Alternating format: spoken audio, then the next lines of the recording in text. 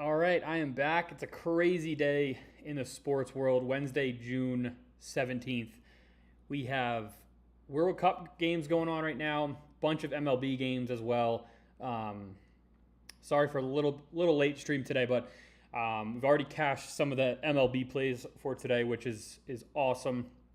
And then World Cup games going on right now as well. England and Croatia, I believe, tied 2-2 at halftime. I did take England in this one. They're only minus 105 on the money line right now, so that's something that you could play live bet if you'd like. But I want to jump into what's still live for tonight that hasn't started yet. We actually did go 3 for 3 on the player props parlay. Corbin Carroll cashed here with a grand slam. I just paired Corbin Carroll with Shane McClanahan today, and that came through pretty quick in today's slate of games. Also went 3 for 3 on the player props right here. Sandy, McClanahan, Carroll, all cash today, which is phenomenal. Do have 3 plays for tonight that have not started yet, so I want to dive into those, get those out as soon as possible. They're also right over here on Twitter for you as well. Got 3 straight MLB plays for tonight. I'm going to start with the Yankees. Yankees are trotting out Carlos Rodon tonight. He's been pretty good for them. Low 3s ERA through 6 starts. I'm kind of bought in on Carlos Rodon currently. He's been pretty good. 34 strikeouts through 31 innings. They're playing the White Sox tonight. They do strike out a ton, so that's kind of why I like the White Sox tonight. Strike out a ton, are pretty vulnerable to the K, and I think that'll benefit them tonight. Even without Aaron Judge, I like the Yankees on the money line for tonight. And then moving on to the Cubs, I do have the Cubs beating the Rockies tonight.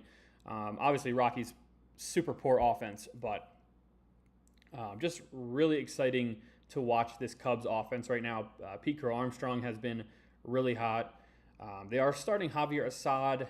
He's had his ups and downs so far this year, but he should be fine dealing with this Rockies lineup.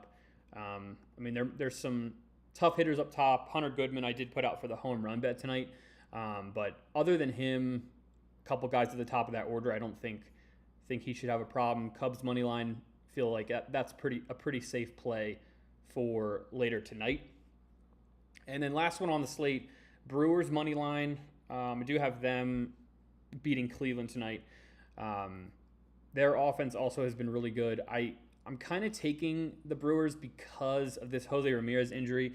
He was pretty much the anchor for this offense in Cleveland, and that's a huge loss for them. Brewers lineup obviously can be pretty deadly with William Contreras, Bryce Terang. They got good hitters at the top of that lineup. They do have Gavin Williams going tonight in Milwaukee, but I like that it's a home game for the Brewers. I think the offense is much better, and if they can get to Gavin Williams early, I think it shouldn't be a problem for the Brewers. 56% of the bets on Brewers money line tonight. If I had to pick, I might lean Guardians plus the 1.5, but I think the Brewers should get this done with their offense, not so much their pitching and defense. But so I like the Brewers. If we go to the Cubs and the Yankees tonight, Yankees are a huge favorite. Cubs are a huge favorite. 87% of the bets on New York tonight. New York money line. They just have a better team, better offense, better pitching. Carlos Rodon has been good, so I'm trusting that the Yankees can put some stuff together and get a win tonight. Was on them last night, and that also came through. So like them again tonight. Ben Rice has been pretty much unstoppable, up to 20 home runs on the year. And when they get Judge back, this offense might be already in stride. So I'm liking that for tonight. If we go to the Cubs, Cubs are a huge favorite against the Rockies tonight. I'm not shocked, but you can throw that in a parlay. Should be fine in a parlay. 88% of the bets are on Cubs money line tonight. I do have Hunter Goodman. So Hunter Goodman actually was, I think he was plus 311 when I got him. Plus 308 to hit a home run in Chicago tonight. He's down to plus 253. So I still like that. He's got 20 home runs on the season, and it's a good matchup for him. He's already homered off Sod in his career, so I like Hunter Goodman on the home run play tonight.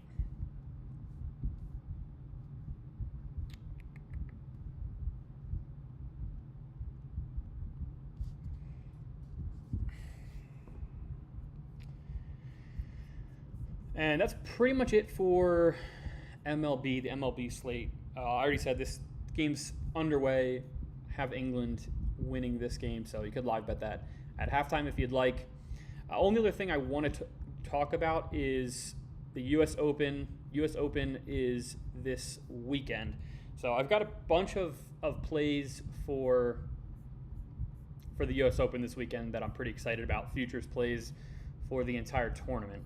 I just have to find them over on Twitter. Here they are. Yeah, so a bunch of plays for the tournament. So these are all tournament long. Bunch of top finishes and cuts made for this weekend. So I'm going to start it off at the top. Bryson DeChambeau to finish in the top 20. It's plus 150. I feel like that's pretty good value.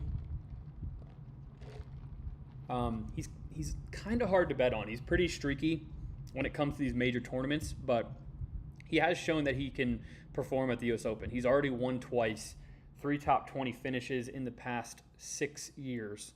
So he can be up and down and a little streaky, but plus money for a top player, I feel like I'll take that all day. Like I said here, I think we could be sitting there on like Saturday, Sunday, and like he could have top 5 locked up. So DeChambeau, top 20, plus money. I feel like it's pretty good value for plus money there. And then moving on to Jon Rahm, I do have him also to finish top 20. He's been pretty incredible at the U.S. Open. He's finished top 12 in each of his past 4 starts. 2024, he withdrew because of injury, but other than 4 straight starts in the top 12. So that's pretty much a sure thing for Jon Rahm, or as sure as you can get. He did win in 2021. Only downside with this play is that in 2018 at Shinnecock, he did miss the cut. That was still really early in his career, but just with his recent success, playing pretty well, and his past success in the U.S. Open, I like top 20 for Jon Rahm this weekend. Another one here, I was a little bit hesitant to put this out, but Brooks Koepka to finish top 30. It's minus 130. It's a little bit risky because of the injury concerns. I know he has stated that he's pain-free and he's good to go this weekend. And the only reason I am liking the play is because he's played really, really well at U.S. Opens. He also won the U.S. Open at Shinnecock in 2018. That was the last time it was there. So he did win in 2018. Course fits him pretty well. There's going to be, thick rough, a lot of difficult areas, but that's kind of what Koepka does. He kind of weathers the storm a little bit and then capitalizes, doesn't make huge blow-up mistakes. He actually talked about that the other night. I was watching the Golf Channel, and he was saying that he's just really good at that. He kind of, never make double bogey, try to stay the course, and not have any huge blow-ups. So Brooks top 30. If he stays healthy, I think that is a good play.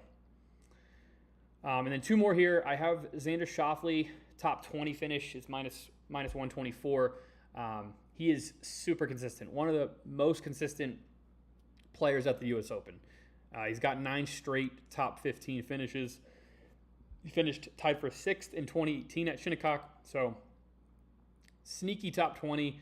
I would also like top 5.